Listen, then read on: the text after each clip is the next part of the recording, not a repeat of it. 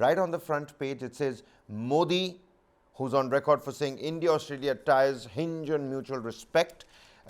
He's again come out and said that our relationships are moving towards a T20 scenario. Just a short, while ago, just a couple of months back, we had the Australian Prime Minister, Anthony Albanese, in the Motera Stadium in Ahmedabad when India were taking on Australia in that test match. And he was there, and now Modi ji has gone there. IPL season is alive and kicking, and he's saying that India-Australia ties are heading towards a T20 phase. Well, interestingly enough, there were 3 C's in India's relationship with Australia, and Prime Minister Modi in fact raised those issues. One is they were friends at Commonwealth, they used to come for that Commonwealth picture. Then they talked about cricket, Motera Stadium, as you also mentioned, and the kind of cricketing rivalry that both the both the countries had. And then you had curry, that was the point at which the contact was. But now it's become a multi-dimensional relationship. One, of course, with regards to energy. Coal is one very important import that we have from Australia. We have Adani also having large coal mines in Australia. The other important factor is, of course, uranium. We are looking at our power demand to peak up. We will be looking at more nuclear powered energy plants in this country, and you require uranium fuel, and Australia is one of the largest uranium fuel deposits are present there, the kind of uranium that we use in our reactors. So Australia, the dimension from being a common colony of the British Empire to moving to further enhancement of the kind of relationship that we are looking at, especially when it comes to energy. And of course, again, what is the position within Quad? Australia is probably the western outpost of Quad in the Pacific. Right. So strategically enough, that is also something that India would be looking at, because India has its own relationship with China, which is very complicated. But at the same time, India is also perceiving some of the threats that the assertive China would in fact impose. So Australia is part of that outreach as the G20, the G7, the Quad, it seems like India is, imposing its actual ownership on these particular platforms, the rising stature of the country in the South Pacific.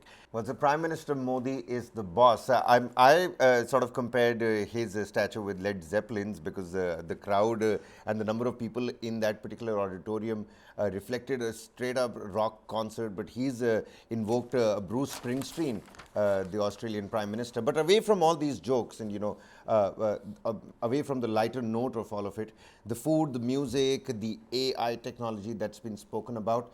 Now, in Brisbane, there is going to be a new Indian consulate that's going to be soon opened up in Brisbane. Earlier, Australian Prime Minister had said that there's going to be a new Australian consulate that's going to open up in Bengaluru.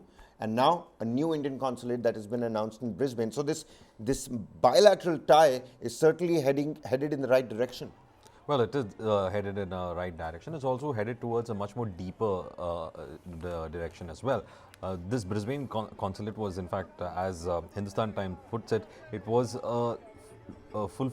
fulfilling a long-stand demand of the Indian diaspora, and that is what the government has in fact carried on with, opening up a consulate there. That announcement in fact will go down well with the diaspora as well. And it was also said that around 750,000 strong Indian Australian community is there in Australia. So interestingly enough, this government has been able to leverage the diaspora's strength in a lot of nations to its advantage, and at the same time we are first of all now looking at the diaspora as an extension of our foreign policies as well. So to keep the diaspora close at home has been the mantra that has been chanted for quite some, because most of the time there was a huge disconnect with the Indian diaspora in many places, in many areas. Probably we did not exploit the diaspora.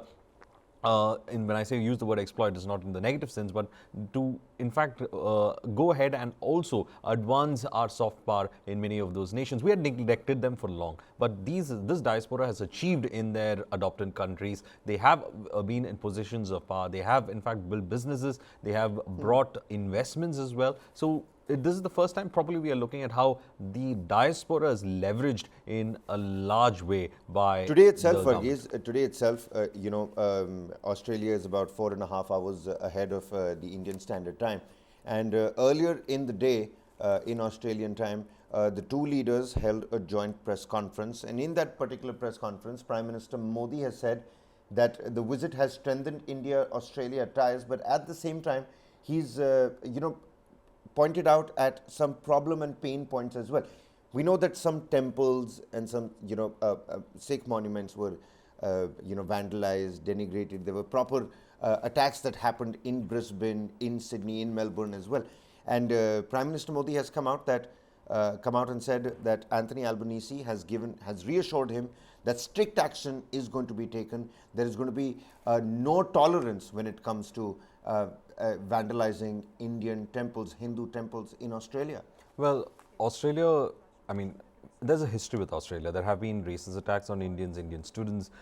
This is an extension of that's happening. But the lawmakers in Australia understand how important this relationship is, and it goes beyond the domestic issues that are there, and that is why even India is also trying to take it beyond the domestic issues. But of course, the Prime Minister does in fact go ahead and raise that concern when it comes to Australia. We did have incidents when Indian students were beaten up in the subway, in the trains, and some of them were in fact on the streets as well.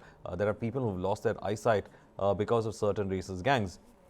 But this attack on religious places has also become a trend in Australia. But of course, the local government has said that they will ensure that this does not happen. And the Prime Minister has in fact raised that issue, which is of a big concern for the diaspora.